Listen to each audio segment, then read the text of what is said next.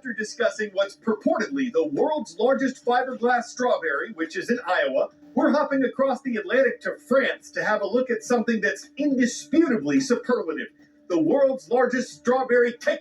This is what you get when you mix up 330 pounds of sugar, 771 pounds of strawberries, 914 pounds of pastry cream, 4,000 eggs. You get it. It's one cake that's short on nothing. It took chefs days to put this thing together, and they didn't just make it massive. They paid attention to detail to make it artistic as well.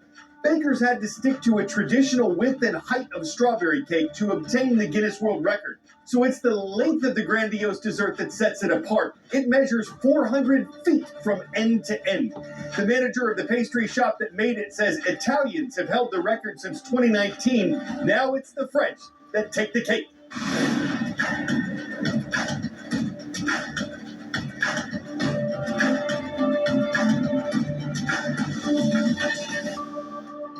Welcome to Friday, whose forecast calls for a 100% chance of awesome. I'm Carl Azus with the world from A to Z. We are so thankful to be part of your day. In a part of southern Asia, tensions are soaring between two neighboring countries in the days after a violent attack. It occurred in the disputed region of Kashmir. This area is surrounded by Afghanistan, India, Pakistan, and autonomous regions of China. But it's India and Pakistan that have fought numerous wars over Kashmir. Each country controls part of the territory, but wants to have it entirely. Both Pakistan and India believe Kashmir belongs to them. And their ongoing dispute over this has flared up once again after a recent terrorist attack claimed the lives of 26 tourists in a part of Kashmir controlled by India. The Associated Press reports that attacks on civilians here are rare. Almost all of the victims were Indian, and that country blames Pakistan for supporting terrorist groups in Kashmir. Pakistan denies having anything to do with Tuesday's attack and says there's no proof that it did. But now, the two countries have closed their border, clamped down on travel to the other nation, and threatened to take steps that could worsen their decades-old dispute. Word of knowledge. What was the third state to join the U.S. after Delaware and Pennsylvania? Georgia, Massachusetts, Connecticut, New Jersey. It was on December 18, 1787, less than 2 weeks after Delaware was admitted, that the state of New Jersey joined the Union. The East Coast state of New Jersey is dealing with what could be its largest wildfire in 20 years. The Garden State is no stranger to these events. Statista.com reports that New Jersey saw more than 1,400 wildfires last year. But what's been named the Jones Road wildfire has burned more than 15,000 acres as of yesterday afternoon, though firefighters were making progress in containing it or blocking it off. A 19-year-old man's been charged with arson for allegedly burning wooden pallets and then leaving before the fire was extinguished. There have been no injuries, but hundreds of buildings have been threatened, and there are concerns about air quality in the U.S. Northeast. In the U.S., around 156 million people are living around unhealthy air, according to a new report using the latest air quality data from 2021 to 2023. That's about 25 million more than last year's report. Exposure to particle pollution not only affects lungs, the World Health Organization says exposure can also raise risk of health problems like certain cancers, stroke, asthma, preterm births, dementia, depression, and anxiety. There's also a significant impact on your heart, says cardiologist Dr. Andrew Freeman with National Jewish Health. It creates inflammation. It's associated with atherosclerosis or coronary disease. To keep bodies as healthy as possible in poor air quality, Freeman says to change air filters frequently to remove irritants from the air. Properly ventilate your living space, monitor ozone levels. You may want to avoid times when they peak. Stay indoors if possible on days when the air quality is poor, especially if you have a chronic heart or lung condition. And he says to prioritize your health.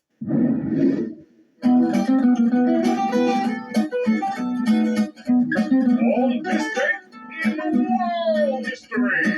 This was the date in 1859 when construction began on the Suez Canal in Egypt. The project was overseen by a French diplomat, and it involved the work of thousands of Egyptian laborers.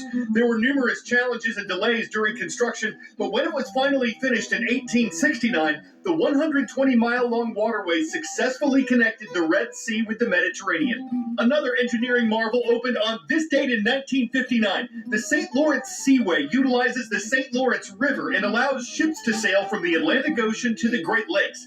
Canada and the U.S. teamed up to build it, and it took 5 years to complete. And April 25th, 2014 was when the Flint water crisis began.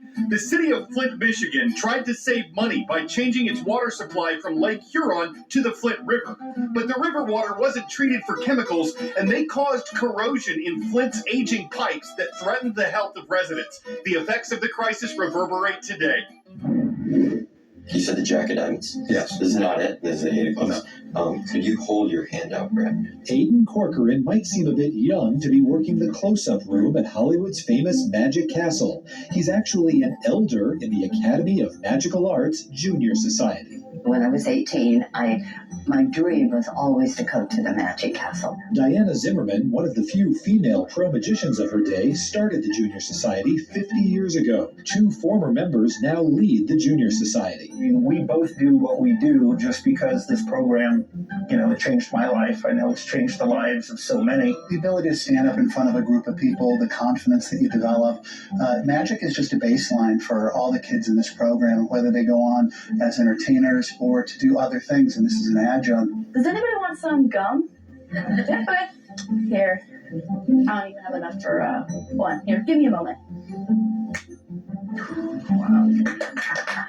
Amanda Nepo likes creating her own illusions from scratch. Unlike most magicians who will learn something from a book or a video and then adapt the performance again, I'll think, well, what if I could just make gum appear? And then I'll reverse engineer to figure out how that works. Winston Pinar says the society has inspired him to become a professional magician. Coming here and being in the junior program, the greatest opportunity is just like being constantly surrounded by all sorts of professional magicians from all around the world who are like successful. Right now I'm doing like private and corporate events and stuff like that, and so I would love to continue doing that. I think I want to do AGT in the next few years. I want to do everything I can. Tour with the Illusionists would be awesome, like everything.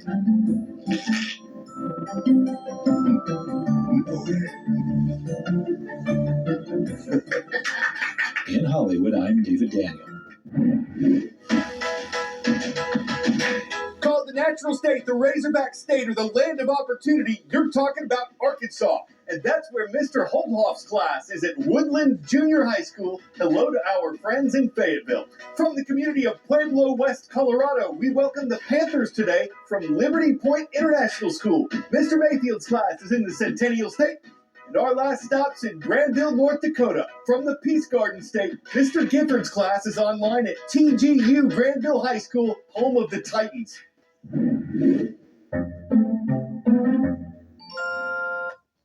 A meteoroid that became a meteor and thankfully not a destructive meteorite is our last story today. A scientist in southern Brazil says what started as a meteoroid, a rock zipping through space, became a meteor as it entered Earth's atmosphere over the Atlantic and started burning up.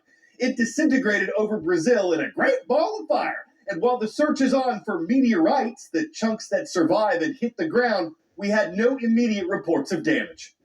Yes, it shook some nerves and rattled some brains, and if you're not meteoroid, you think space news rocks and you love consuming it to fill your meteor appetite, it's hard to think of something meteor. We were originally going to serve up a peanut-shaped asteroid for our last story today, but the other one just fell in our lap. I'm Carl Azus. Thank you for watching The World from A to Z. You mean the world to me. Have a great weekend.